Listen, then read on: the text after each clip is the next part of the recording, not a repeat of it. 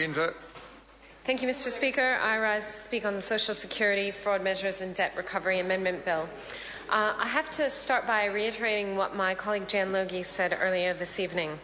The Green Party is working for a social security system that provides everyone with enough income to fully participate in their community and to live safe, healthy lives. Because ultimately, giving people that freedom and security is going to help us have a more prosperous and sustainable society and country in the long run. We support policies that are sufficient to ensure this, simple to understand and access, and those that are universal in their application. It's incredibly important that they are equitable within the wider social context, and we need to be mindful that we aren't starting from an even level playing field. A lot of people are disadvantaged to begin with, and policy needs to take that into account and find ways to build them up and give them opportunities. This bill, unfortunately, is going to further stigmatize the most marginalized people in this country, and in some cases further entrench poverty, and really for very, very little gain. If I were to ask people at home what they thought government should be spending the most time and effort trying to track down in terms of revenue, they would probably think that it would make more sense to put the focus and effort into getting the $1 to $6 billion that are estimated to be avoided because of tax avoidance.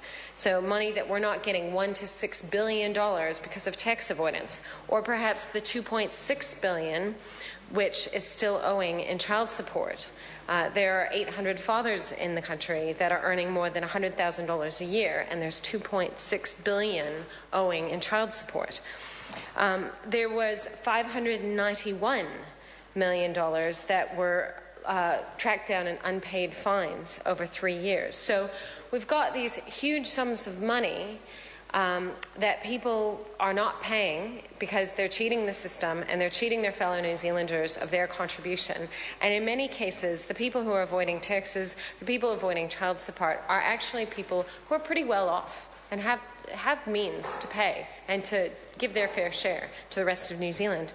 And yet, this government is putting all this effort into chasing down a tiny amount of money that owing in benefit fraud, which is literally less than 5% the money that is not paid due to tax avoidance. And what's worse is that the people, and we're not condoning benefit fraud, but let's put it in perspective. Let's put it in perspective and be rational about where we put our effort.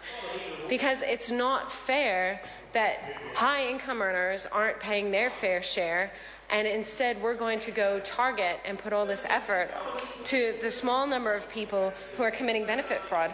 And what is incredibly concerning is that, you know, during the Select Committee, I wasn't on the Select Committee for this, but I've got the report here from my colleague Jan Logie.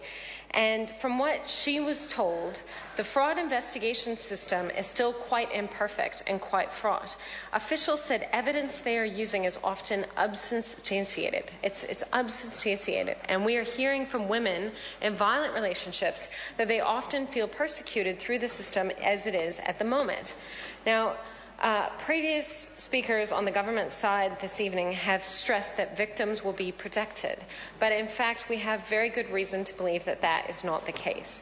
This bill is not going to protect victims of domestic violence who are not in a position to report on benefit fraud because of their partners.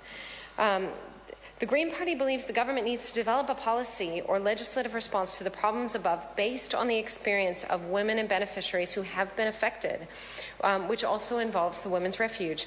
That's how we're going to get an approach that is fair and ensures the safety of all involved. And we're particularly concerned and share the concern of the New Zealand Law Society about joint and joint liability, which means that both partners will be liable for the whole debt should both parties be accountable for the debt arising from the fraud. And so the New Zealand Law Society told us that they believe this could lead to unfair or disproportionate outcomes. In their view, liability should be shared on the basis of attribution of benefits as per the Criminal Proceeds Recovery Act 2009. This has been dismissed in part due to cost and potential increase in reviews and appeals. But the Green Party believes that it is essential, Mr. Speaker, that our laws are fair and proportionate and open to appeal. Mike Sabin. Thank you, sir. Just want to correct the record. One of the previous speakers, Potter Williams, said that Melissa Lee, the chair of the Social Services Select Committee, had said that there was a test for domestic violence. That's an entirely incorrect statement. The member never said that at all. So I'm sure my friends in the Hansard